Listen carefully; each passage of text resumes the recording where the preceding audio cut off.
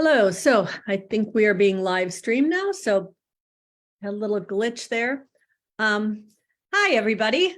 Sorry about the little delay. I think we're only 2 minutes late, so not bad.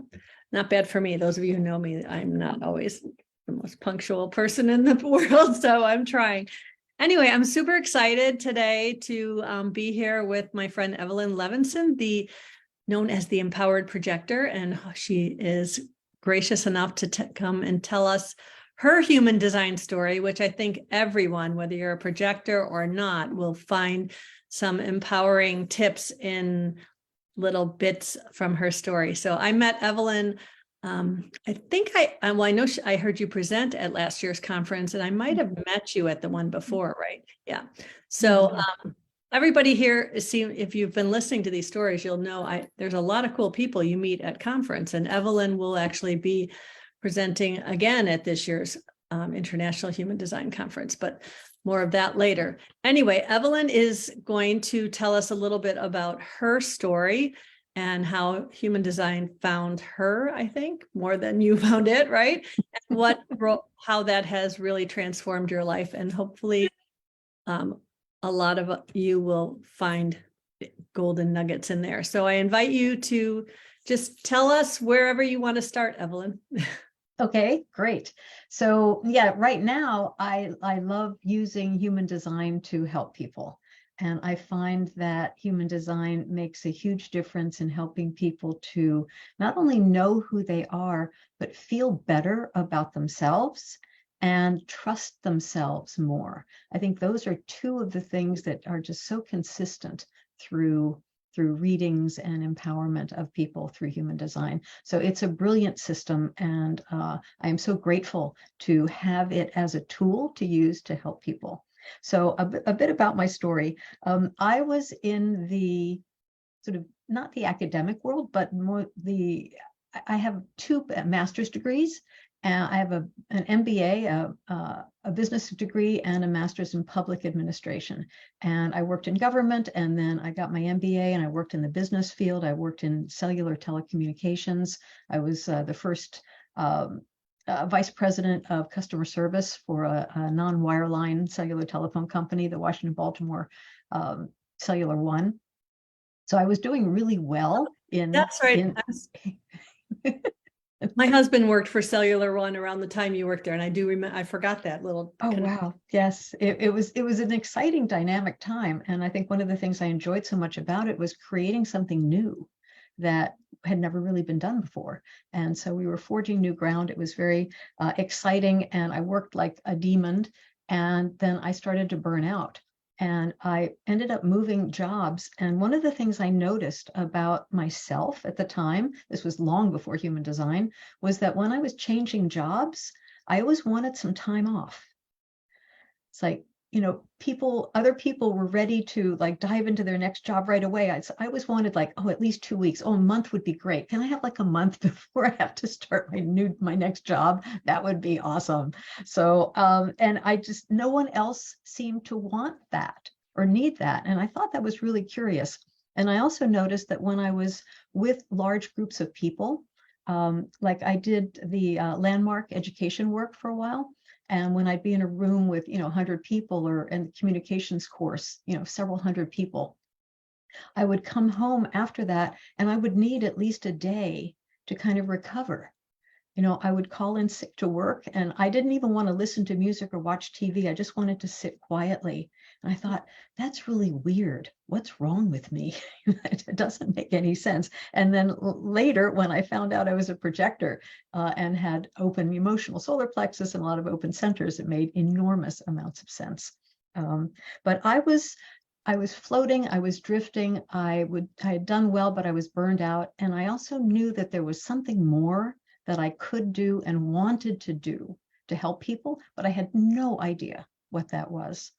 So I was flailing around and grabbing at straws, kind of trying to figure it out. I did some accounting work. I helped people with QuickBooks and Quicken.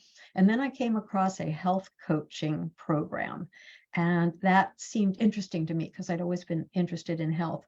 And fortunately, one of the free teleclasses that was offered in this program was about EFT, the emotional freedom techniques. And so I was listening to that teleclass, and there were two people leading the class, Brad Yates, who apparently was well known in the EFT world, and a woman named Karen Curry. And this was back in 2008. And I was listening to them, and there was something about the way Karen spoke about life and people and what's possible. She just had this perspective that I'd never heard before. And it was calming, it was empowering. And I just felt like, wow, this woman knows things that I don't know and that I want to know, but I didn't know what they were. So I went to her website, and there was a whole section on her site about human design. And that had not been mentioned at all in the teleclass. Teleclass was only about EFT, but her site had this whole section on human design. So I'm reading it going, wow, that's interesting. Wow, that's really interesting. And so I requested my chart, and it took a few weeks, and I got my chart, and I looked at it, and I looked at this thing, and I went, oh, that's really ugly and angular and weird. And it doesn't tell me anything about me. So, and at the time, I was actually taking care of my mom, who was in late stage cancer. And so I just didn't have the time or the bandwidth to look into it any further. So I put it aside. And a few months later, my mom had passed, and I circled back around to it. And I read the report that came with it that said I was a projector. And I read that description. I went, wow, that makes a lot of sense about my life. And then I started getting into the whole invitations thing. And when I looked back, I realized that all the great jobs I'd had, actually pretty much all the jobs I'd ever had, I was invited into.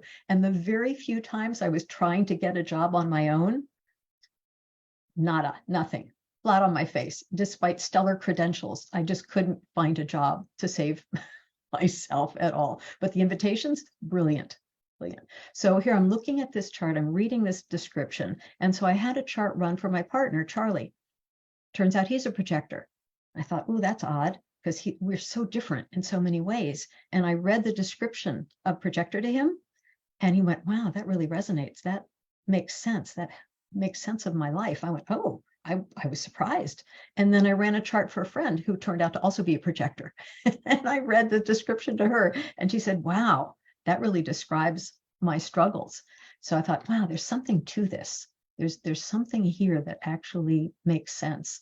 And so I started looking into it, and I signed up for Karen Curry's training program, which at the time was like a 9-month training program. It wasn't broken up into sections yet. It was all one great long program. And within a month or two in that program, I realized there was nothing I wanted to do on this planet more than continue to study the system and to help other people with it, because it had made such a profound difference in my life. Wow. So that was in 2008 that you did the training too, or was that it actually started, I think, January 2009. Okay. And it went through most of that year. So I have to comment on a couple things that you said. So yeah. Well, that you had to wait 3 weeks or whatever to get your chart, and that was just 2008, right? Like to right. To people like me, that doesn't sound like that long ago, right? I mean, right. I have, I have probably some shoes that are older than that, right? But it's like to wait that long, and now it's like we can get our chart for free and second, and right. like in many different forms and stuff. So, right. And then I also noticed that you said that when you saw your chart, you were like, ew, this doesn't resonate. And I remember hearing Karen Curry Parker talk about, and she was Karen Curry back then, not Parker, yes. that how she talked about how when she first saw her chart, she was like, she cried, laid it on her chest, cried. So that's, really shows how different this all resonates with different people. And I found that in talking to people, there are some people who, like, if they're looking at their chart, they're like this, they don't, like almost ruins the reading, and other people, they're like, and so it's interesting. And I wonder if that's something we can see in the chart somewhere, but. Yeah, I don't know about that. I think everybody has their own, I had my expectations of, some great revelation of information, and the chart itself doesn't say much unless you know how to read it. Yeah. So, and that was frustrating. Back then, there was very little information available online, very little. And so I was like hungry. It's like, I want to know more. I want to know more. I want to know more. And I found that to be, oh, well, there was a decent amount of information available, but when I found human design, or it found me 7 years ago, there was still a huge difference between what's available now. So Right. even Karen's content was very small compared to what it is now. So Right. Yes. anyway, so you found human design, you started training in it in 2008, and then what happened? So I'm a 1-3 projector. So I'm investigative and experimental. So I need to understand it, I need to study it, I need to research it, and then I need to play with it and figure out what works and what doesn't work.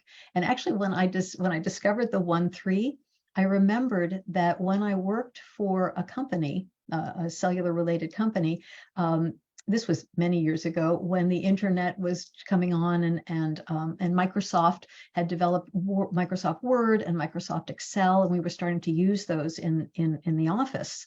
I was fascinated with them, and I would literally take the manual home with me at night. And the manual was like, 500-page book, and I would read a few chapters and take a whole bunch of notes. And then the next day I would go into the office and sit at the computer and play with it. Go, oh, that's what that looks like. Oh, that's what that meant. Oh, now I understand. So, I would research it, but then I had to play with it to see how it actually worked, to really get it so that I could use it. And then the next night I'd take the book home again and read another couple chapters and take a whole bunch of notes. And when I learned that I was a 1-3, I went, duh, that's exactly what a 1-3 does.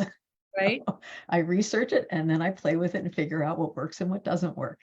And don't you find then you'd go back and research again? Like I have a few clients that are 1-3s, and I've found that sometimes the experimenting, the playing with it is one of the major aspects of the research. Like seeing what doesn't work and then going in, doing more investigating to see what to try next.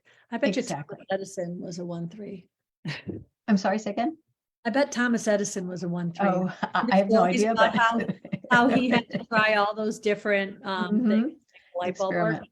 Right. Yeah, like all those, a lot of great scientists. Yeah, he must have been a third line. I don't know if it was a 1-3, but definitely a third line.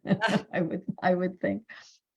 So here it is. It's summer of 2009, and I'm partway through the training program, Karen's training program. And there is a holistic health fair that's coming in local town in the Daytona Beach area where I live. And I thought, ooh, maybe I should get a booth there and start sharing human design with people. That would be really interesting. But I thought, okay, but wait, I haven't been invited. How does that work? Okay, well, let me sort of get ready just in case. And I started, figuring out what I would do and how I would sort of set things up. And I lined up someone to maybe help me run charts. And I went to a potluck, local potluck of a sort of vegetarian group. And I was getting out of my car at the same time another lady was getting out of her car, and I'd met her before.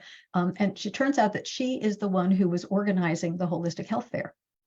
And so we chatted a little bit on our way into the door and said, what are you up to? And I started talking a little bit about human design. And then, we got in, and there was, chaos and busyness and talking to people. And then we ended up next to each other in line to get food. And so I was telling her a little bit more about human design, and she looked at me, and this is the lady who's organizing this event. She looked me straight in the eye and she said, Evelyn, do you have a booth yet? And I said, no. And she said, you have to have a booth. I want you to have a booth. I went, oh my God, that was an invitation. That was an invitation from the person who has the authority to make that kind of invitation. That's how it works. Right. So I was really learning, experiencing it as I was experiencing how it looks, how it works, how it feels as I was studying and learning about it. And so I did have a booth, and it went great. And I had booths after that, but I never had that same clear invitation, and they weren't as fun or as successful. So that invitation really nailed it. It was amazing. So I started sharing human design with people. And as a result, I started lining up some readings, even though I wasn't through the training yet. I'd studied, part of it, but we hadn't gotten to the gates and channels yet. We'd just done the few basics, like what would now be considered levels 1 and 2 with Karen. And I was already starting to book readings with people. And that was amazing because my conscious sun is activates the gate 48. And the gate 48 is the gate of depth and the fear of being not ready and not knowing enough. And that had always held me back in life. It's like, oh, I don't know enough. I'm not ready. I don't feel comfortable with this. But here I was starting to book readings before I'd even finished the training. That was how powerful the commitment was and the connection to this information was for me, and how eager I was to get out there and start helping people with it. And I even did some mini readings, like 5-10 minute readings during an expo, and people were astounded. This one lady looked at me and said, "Oh my God, I feel naked. How do you know all this stuff about me?" So I went, wow, I'm really onto something here. And so I've just gradually, slowly built my business, and then eventually wrote the book. But it took years before I was ready to write that book for Projectors. Yeah. And Karen, actually, Karen it's interesting because Karen had been inviting me for years. Evelyn, you need to write a book for Projectors. Evelyn, please write a book for Projectors. Projectors need something and you can provide it.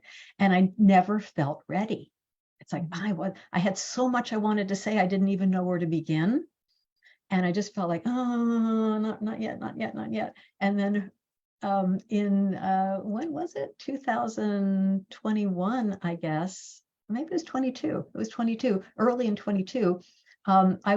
I had contracted with Grace Point Publishing to publish 3 short books I wanted to write about the fears of the spleen and the emotions of the solar plexus, and some things I'd been doing some blog posts about. And Michelle, who's Karen's partner in Grace Point publishing company, Michelle got in touch with me and said, "Evelyn, instead of these 3 short books, why don't you write a book on projectors for Projectors?" Right. And there was something about the timing of that. So we talked a little bit about it. And then, like, maybe an hour later, and I love Michelle. She hasn't studied human design, but she spent so much time with Karen that she understands the basics. And she sent me an email that said, "Evelyn, I invite you to write a projector book, period." Right. And that was the entire email. And I'm splenic in my authority, and my spleen went, yes. I just, my whole, when I get a strong yes, my whole body just kind of vibrates. And it was the right time. I wasn't ready until then. And the prior invitations hadn't done it yet because I wasn't ready. But when I was ready, and literally within 24 hours, the entire outline of the book poured out of me onto a page. And it didn't change at all. All I needed to do was fill it in. So, okay. So I want to ask about the splenic response. And so I'm going to put that a note for later, because what I really want to go into right now is this being not being ready. Yeah. And I'm wondering if, while you weren't ready, were there points where you felt like you got caught in that bitterness that we often hear so much about, and some of us as projectors spend a lot of time kind of stuck in, because we want something to happen now, but we're not ready, and we get caught up in the bitterness of not getting the invitation instead of that. You sound like you've been in the flow in what you described, but I'm wondering. Yeah, I don't think I experienced bitterness about that. I knew I wasn't ready, and there was frustration there with myself, but it wasn't bitterness because I was being invited. Right. It wasn't that I wasn't being recognized or invited. I was, but I just didn't feel ready. Just in general, though, is there a time where you can think of during this journey where you were in that bitterness for a while, or, or not? Why do you think that has been? Yeah, it was probably sort of bitterness with myself. Yeah. That, you've helped a lot of people, enough, a lot already. Why can't you figure out how to get it together to write a book? Why, why are you so hesitant? Why won't you step forward and share and make a difference that you can make? So I was angry with myself, frustrated, and maybe just bitter that I don't have the same energy. And as I was building my business, I was watching Karen build her business, and always feeling less than. It's like, oh my God, what she does so much. I barely do, in 1 year what she gets done in 1 month. And I remember resenting that, feeling bitter that why is this so hard for me? And I knew I was a projector and she was a manifesting generator. It's like, duh, but there was still this part of me, because I have business background and training, and I have an MBA. It's like, why can't I do this? Why can't I just, make it happen? Like, duh, I'm not supposed to make it happen. It's not how I'm wired. I had wanted to share your chart, and just technology issues glitched, and I didn't get it in there, and I didn't get it up there, but I have it and I've seen it, but it's somewhere in my ajna. So my open ajna, remind me and let everyone else know, which channels do you have? And because you're a splenic projector, so you have Right. your spleen defined via what? Via 2 channels, the channel of ambition, the 5432 from the root to the spleen, and the channel of struggle, the 3828. Oh, So so those 2. Yes. you've got a lot of that root pressure. Mhm. Well, it's defined root, but yeah, a lot of root energy I mean, up that to the pulsing spleen. to the spleen, Yes, right? yes, exactly. And then from the ajna to the throat, I have the 1156. Right. Okay. So I Okay. have defined ajna and throat, and defined root and spleen, and everything else is open. So, And actually my solar plexus center is completely open, no hanging gates at all. yeah. Okay. So, okay. So, and so your own, so you have those 4 centers defined. Yes. Right. Okay. So, and if those of you, I will later put the chart in here if you're visual and people want to see her chart, what we're talking about, but that just helps me to kind of remember some stuff. So, I want to talk a little bit about being a splenic projector. We talked last week with Shannon Dew, who, excuse me, Shannon Dew, who is a splenic manifester. And so she talked a little bit about it, but you talked about your spleen saying yes. And I have heard some people say that the spleen only says no. And I do not claim to have that knowledge, because I do have a defined spleen. I have my spleen defined from the 2644, which is from the, just for those who aren't, from the will center to the spleen. And so I have that awareness of when my spleen kind of has told me don't do that, and I've ignored it, and then not good stuff has happened. But I don't know when I feel the yeses, if that's coming from my spleen or what. I am emotional, so I can't trust it in the now anyway for the yeses. Right. So if you can speak a little bit about how you understand your splenic authority. Right. Well, I can speak not only from my own experience, but from having done hundreds and hundreds of readings with people, many of whom are splenic. And the spleen is all about survival, and it's all about protection. It's about the immune system. It's our well-being. It's our physical well-being. And so the splenic response is always from the perspective of, is this safe for me? Is this healthy for me?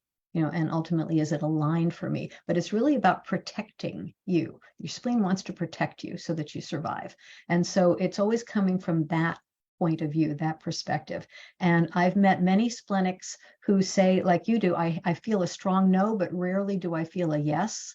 That's just its way of protecting. But I tend to not feel very strong no's. I feel more yeses, and I've had a lot of clients who feel a strong yes with splenic. So it really varies, and it's quiet and it's quick. And I've learned to tune myself to feel for it and listen for it so that it can guide me. And it's become easier and easier. It's like a muscle, you just get better at it with practice. And so, but even when it's not just protection, It's like one time I have this weird thing about lamps.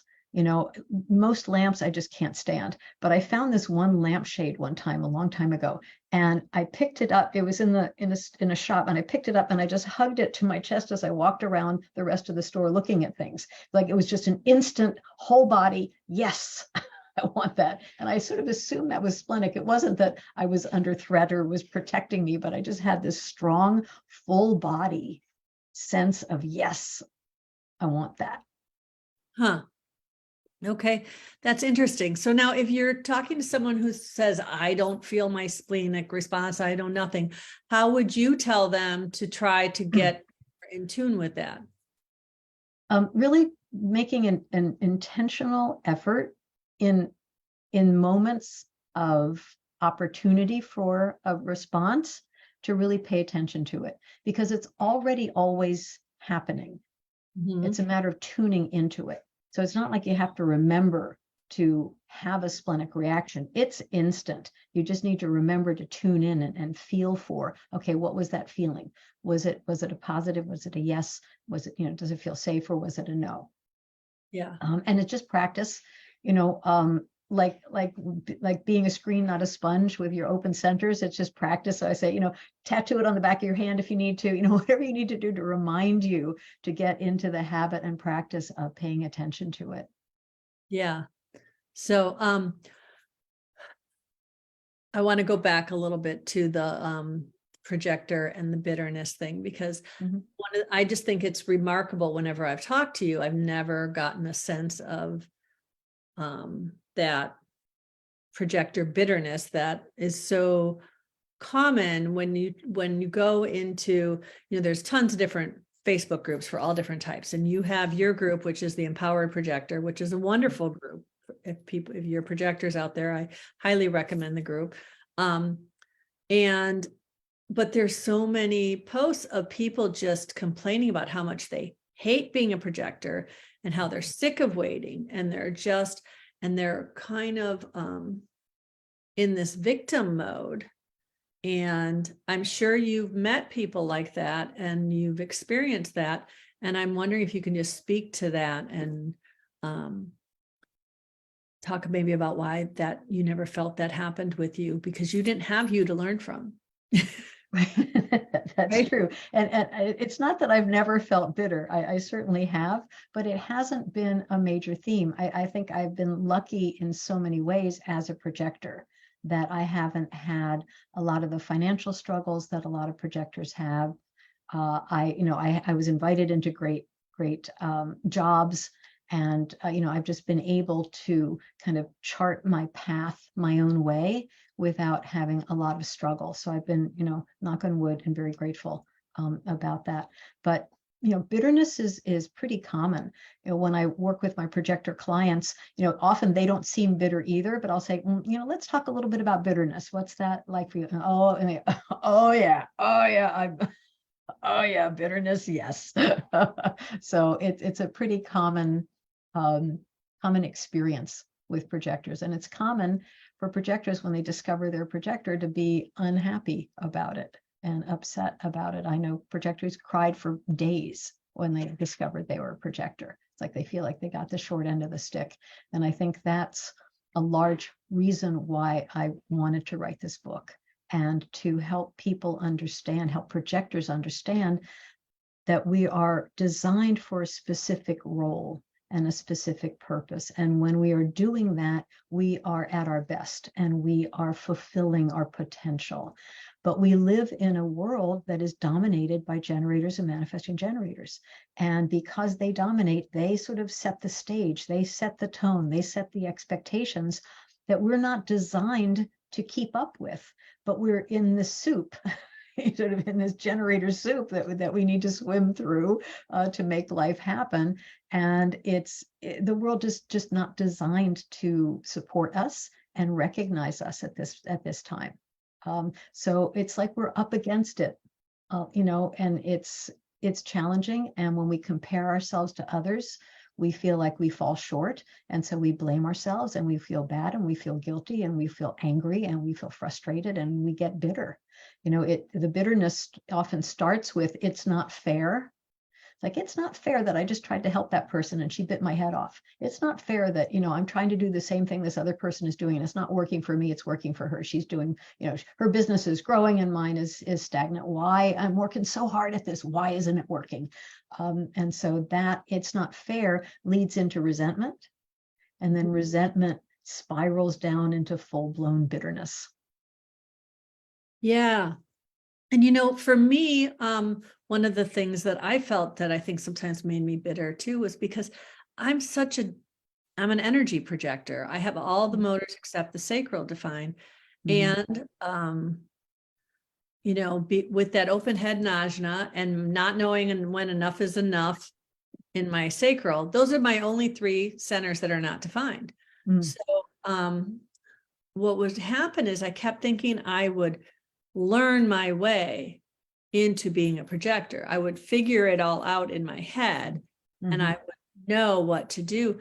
But there would become this thing where I would just, I would have the energy to do because I have all these other motors.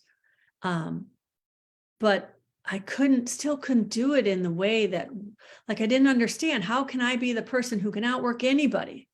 I'm that person who I had to stop going to the gym because I was so competitive that I would come home and I'd go work out and they'd do suicides or something. And I'm not in great shape. I would kill myself to not be the last person. And so then I'd come home and all I'd want to do is eat everything in sight and lay on the couch all day. I'd have no energy. So I would have energy in the moment, then I'd have none. And then I'd just be bitter because why does this work? I'm doing what they're all saying, but it doesn't work that way for me, whether it was working out, whether it's working a job. And yes, the jobs I was invited to worked great, but any other job where I tried to assert myself and do all those things, but it didn't feel like it was a lack of energy with me because you know what I mean? So I got in this whole head for a long time, stuck in my head, why this doesn't make sense. So, yeah. So I don't. Yeah, the energy thing is really tricky because you have these motors defined, but none of them, of course, get to the throat, because if they got to the throat, you'd be a manifester. So, I've talked to a lot of 3 motors projectors. I've even talked to a lot of 4 motors generators who have an open throat. And with all those motors, but no motor to the throat, it's kind of like you're sitting at a traffic light, at a red light, and you've got plenty of gas, you've got plenty of motor power in your vehicle, and the light turns green, and you put your foot on the gas, and you want to go. You've got all this motor power, but it's like your wheels are spinning, and it's hard to get forward momentum. It's hard to get traction without a motor to the throat. And so, you don't have full access to your motor energy just by yourself. I wish I had better mechanical knowledge, because I know Ellen Hefty's watching and she would be able to really use this with her. She does the vehicles as an analogy. And I'm like, is that the clutch? What is it that makes the wheels engage? Something like that. I'm not sure if I know my mechanics well enough. Yeah, that make the wheels engage. So when you were going to the gym, you were around a lot of sacral energy that you're taking in and amplifying. You get home and you probably don't have that around. And of course, you've exhausted yourself physically. So yes, you've got 0 energy. Interestingly, I've done a lot of readings for no motors projectors, and they seem to have an extraordinary amount of energy, more energy sustainably than a lot of the motor projectors that I've met. And I'm not exactly sure where that comes from. It's kind of like the motors don't slow them down. Well, that makes a little bit of sense because, as I understand it, correct me if I'm wrong, I have the root pulse that has to be engaged, and I have the will that has to be rested for it to work. And then I have the solar plexus that is dependent on the wave. But if all those are open and you're just amplifying the motors around you, you can actually take in that energy. Right. Exactly. I've noticed that even when they're on their own, even when they're alone, they seem to have energy. They seem to, pull it in from the ethers or something. I'm not sure exactly how that works, but they have remarkable energy for the most part, not everyone, of course, but a lot of no motive projectors have enormous energy. And that's really encouraging, I think, because people, a lot of projectors say, well, I'm not sustainable. This is the main reason I wrote the book. That being told that you're not sustainable in today's world is like, well, how am I supposed to function in today's life if I'm not sustainable? It felt like a prison sentence or, a punishment. When we realize that we have energy, it just works differently than others. And of course, we have basic energy for doing life. It's the recognition and invitations from outside of us that bring additional energy to us that then allows us to take action in a project or whatever we've been invited into. So the recognition and invitation brings energy that allows us to fulfill whatever we're moving into, assuming that our authority said, yes, I want to do that. Yes, that's aligned for me. And without that, we have sort of basic energy. But if we're exhausting ourselves trying to keep up with the rest of the world, then that drains our energy and we end up needing a lot of rest. And burnout, of course, is very challenging to recover from. I always tell my clients, it may not seem easy in the moment, but it's much easier to avoid burnout than it is to recover from burnout. And if you are in burnout, your number one job, your only job, is to recover from burnout, because nothing else will work if you're still in burnout. Yeah. And that's really hard though, when I can think of a couple projectors I know who are kind of in financial survival mode. Yeah. So, but they have burnout. And so trying to heal in a way that will draw incorrect invitations, yet still, not wind up on the streets, and have food to eat. Exactly. And so I'm wondering what sort of advice, I know that's a very general question that probably has a more specific answers based on people, but if there's something just in general that comes to mind that you tell people when they're in that sort of situation. I'm a pragmatist. And, as much as we say when human design, you have to wait for an invitation, first of all, I say, we can take action without invitations. Invitations help, but, there are no projector police out there that are going to smack our hand if we try to do something without an invitation. Well, there's some in some of the groups.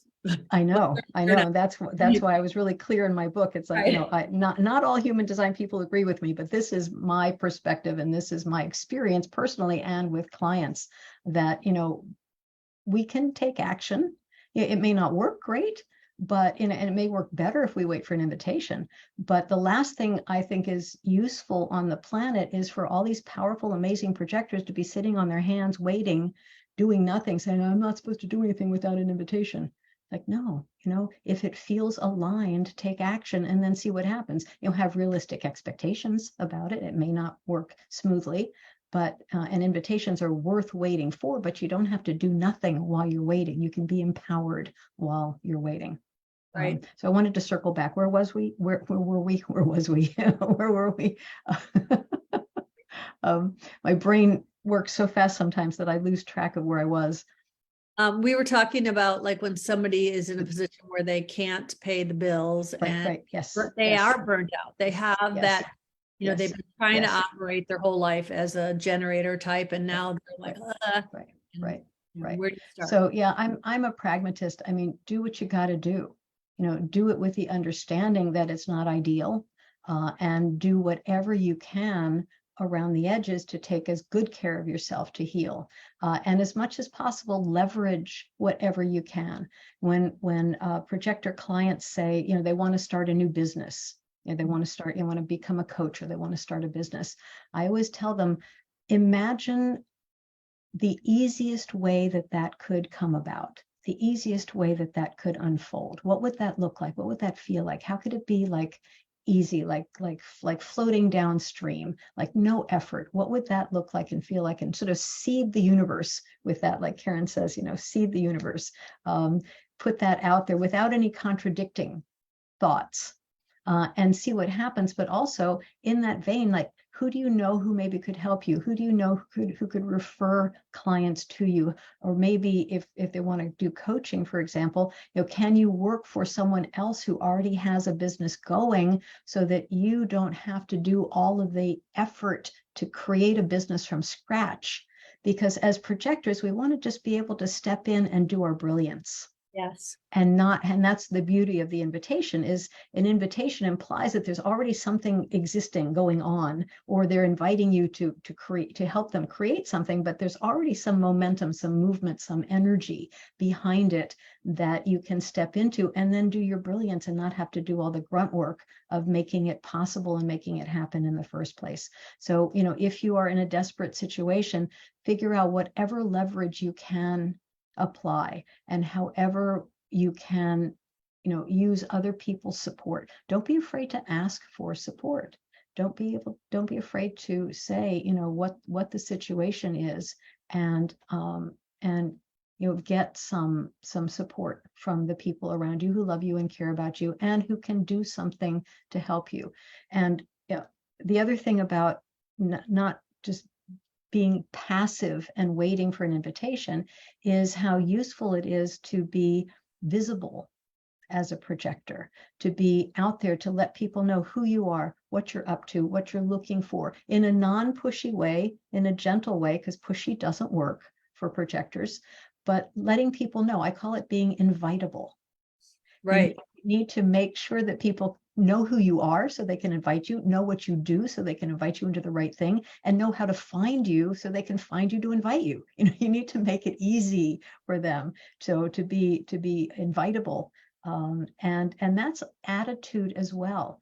Bitterness is understandable, but it's very repelling. Nobody wants to invite someone who's bitter. So you need to figure out how to manage that bitterness and kind of climb out of that slippery slope of bitterness so that you can be invitable, findable, and invitable. Yeah. It's really funny how that works too, because I notice when I'm in a, I haven't definitely, I have that individual 3955 emotional wave, that channel of emoting. It's like a channel of moodiness, right? I mean, that's me. And it's funny how that is not just when you're with me. Like, I notice when I'm kind of in a bit of a funk, like the world goes really quiet for me. And then like, I'll feel better and I won't even like put anything out there. And all of a sudden people are tagging me in Facebook groups and recommending me and like talking about things. And I'm like, isn't that funny how my aura just all of a sudden is like, right? It's like supercharged.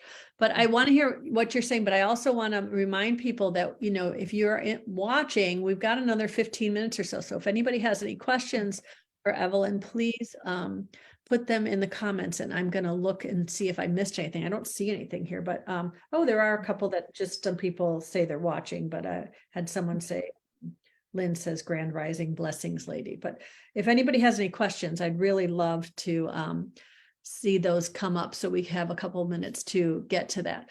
But if you want to speak to what I was just saying, if I didn't ramble too much. Well, I did want to speak to bitterness a little more. Can we do that? Yeah. Sure. Okay. So bitterness it's understandable. You want to avoid it if you can, but it's also a red flag that lets you know that there's something off in the way you're interpreting and perceiving the world around you and what's happening to you. So it's a good indicator that you want to look at, okay, what am I thinking or doing or saying or believing that isn't aligned for me, that is leading me to feel this bitterness, because that's your leverage point of saying, okay, this is where I need to shift. And often it's mindset. It's like I need to shift my mindset so that I'm interpreting things a little differently. The other aspect of bitterness that I think is not often recognized is that it's potentially self-protection.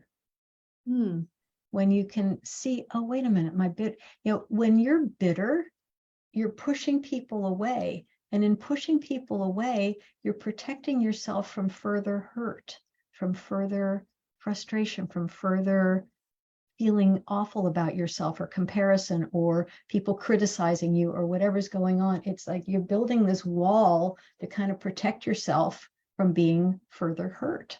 And when you recognize that, it's like, oh, okay, so why do I need to protect myself? what's going on that I'm feeling this unconscious need to protect myself and put up that boundary, that barrier that will keep people away. And maybe you need to keep people away until you heal. But again, the bitterness repels people in a way that doesn't serve you in the longer term.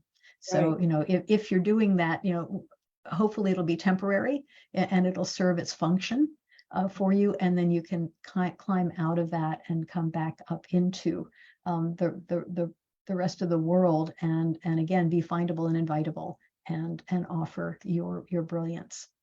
Yeah. So that's really huge. Yeah, that makes a lot of sense to me, that it protects us from, it kind of stops us from continuing to go down the wrong path, right?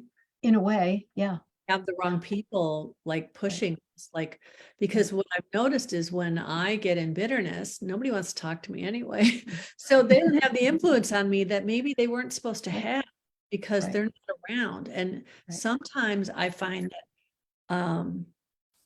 when we're talking about creating things in a way that's sustainable, like a business that's findable and stuff, I know in my head, and not just in my head, in the people around me, a lot of times I have people saying, oh, well, you should create this and you should do this and you should do a webinar and you should do all this stuff. And I just go, oh, I'm so tired thinking about that, because none of that lights me up to make. I'm like, I don't need to recreate the wheel. And that's why I'll send people to join I have affiliate links that it's nice to get a little bit of a financial benefit that way, but I will send people to do professional training with Karen, or there's other people that I like as well, but don't have the affiliate links with, but Karen's my favorite for sure.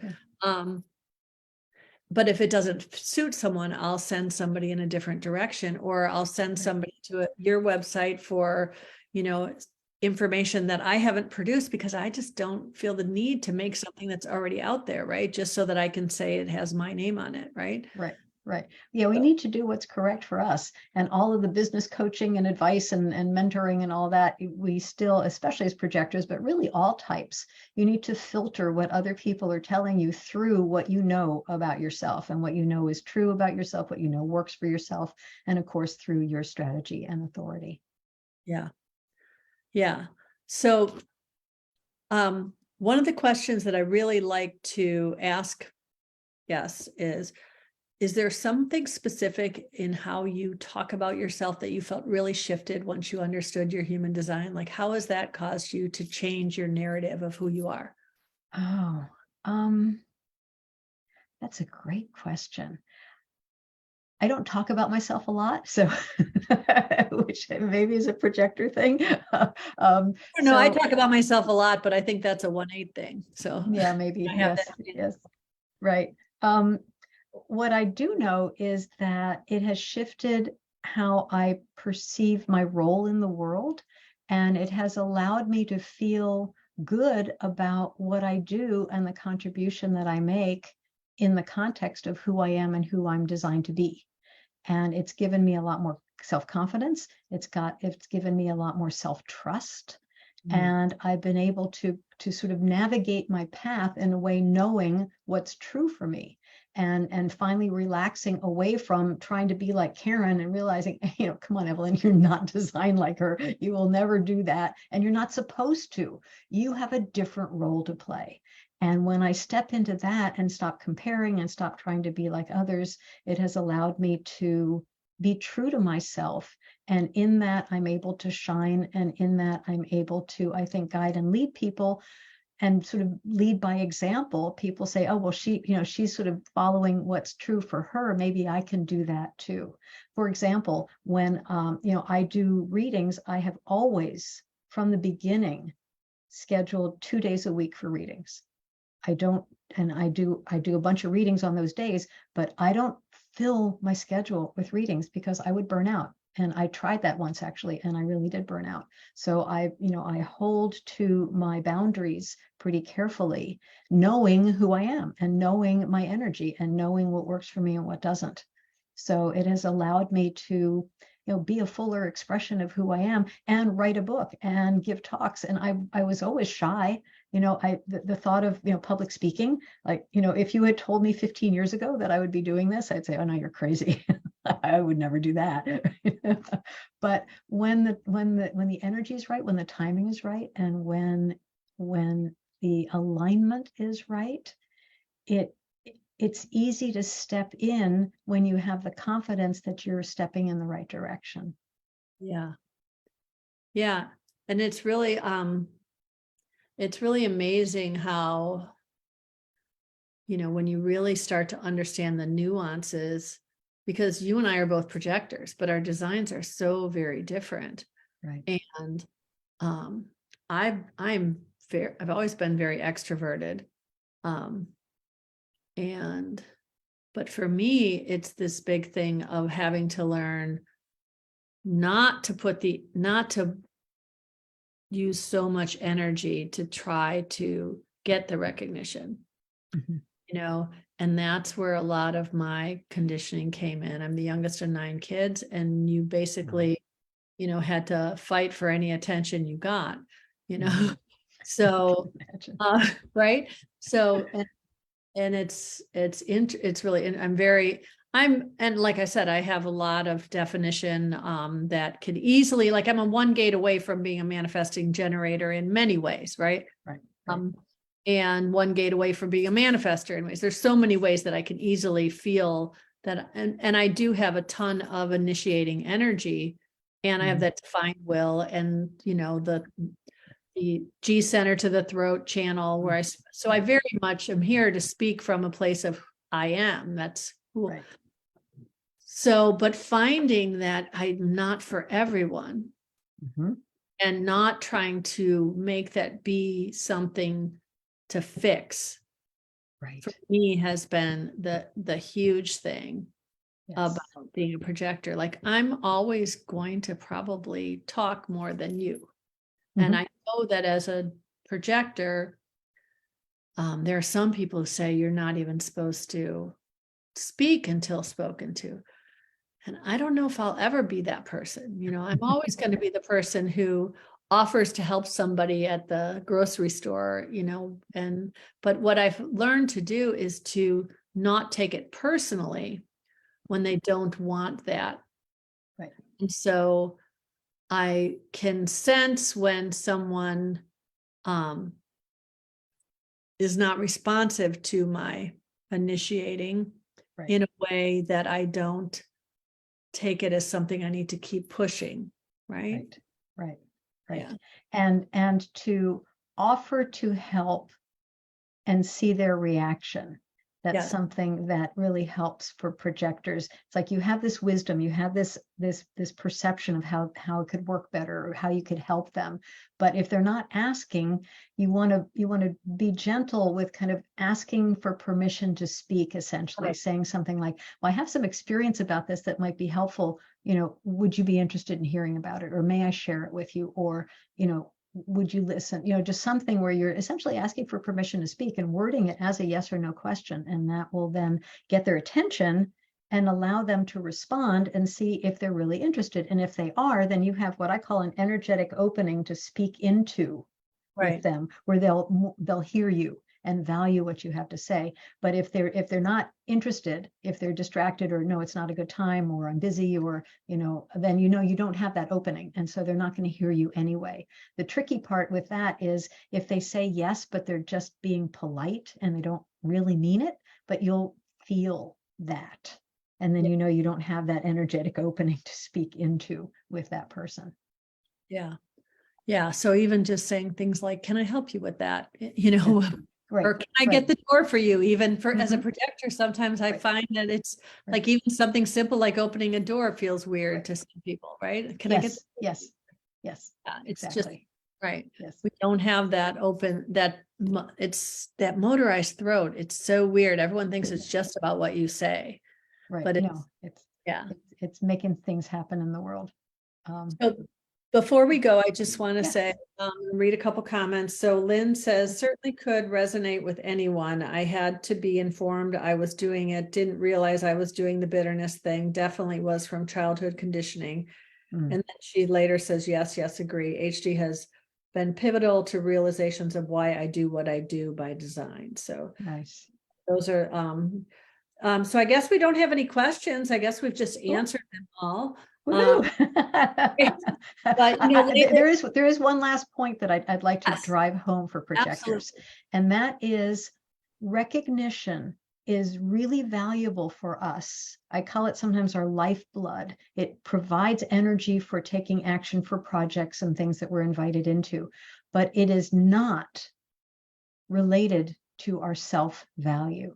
Yes. We need to stand in our own self-value, regardless of whether we're being recognized or invited. And it's sadly easy for projectors, especially the way a lot of projector material is written and explained, that if we're not getting recognition and invitation, then there's something wrong. And we tend to take it personally. It's like, oh, I'm not being recognized. Maybe I don't, I'm not valuable. I don't have anything to say. I'm not helpful. Otherwise I'd be being recognized. And we want to distinguish those two as not being related. You're not dependent on external recognition from others in order to feel good about yourself. It's an inside job. You need to stand strong in who you are and feel good about yourself. And I've come to the point where, if I'm not being recognized, like if I did something great in the yard and my partner goes, oh yeah, that looks nice.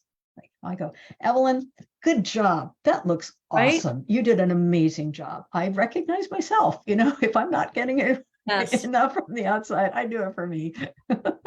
That's a really great point. And I love the idea of ending on that note, but I think it's also true that applies to everyone. Because if we don't recognize our own value just by being, right? Yes. Everybody, and we do this thing in society where we hear something bad about that somebody did something that we don't agree with. And so now we've negated their value as a human being, and we can't like that person. We have to unfollow them, whatever it is.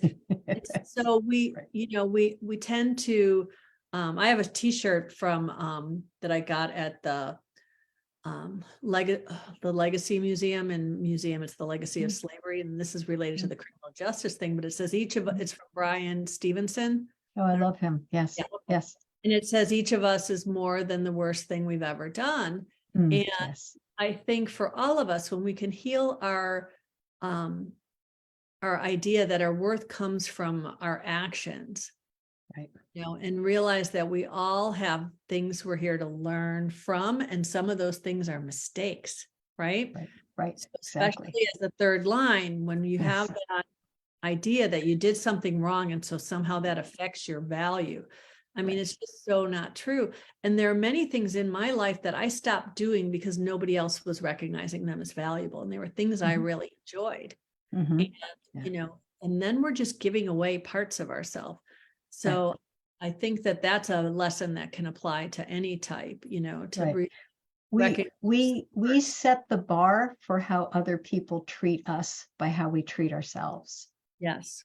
And it is an inside job. We need to set that bar so that other people see, oh, that's how she needs to be treated. That's how it's appropriate to treat her, because I see how she treats herself. And then you become a beacon and a guide and an example for others to follow as well. Yes. Well, I really want to thank you for taking the time to be with us. And I love that you're a part of this group. I know you're busy, but if you have time to check on the comments later, I'm sure there might be some things that come up. Sure. And I don't see any other questions. Let me do one last look here. I don't see. Nope. Okay. So thanks again. And I'm going to end this live. And like I said, if you have questions, folks, just go ahead and put them in the, that's not the right thing here. Wait, end live. Okay. It's been a pleasure. Thank you so much. Awesome.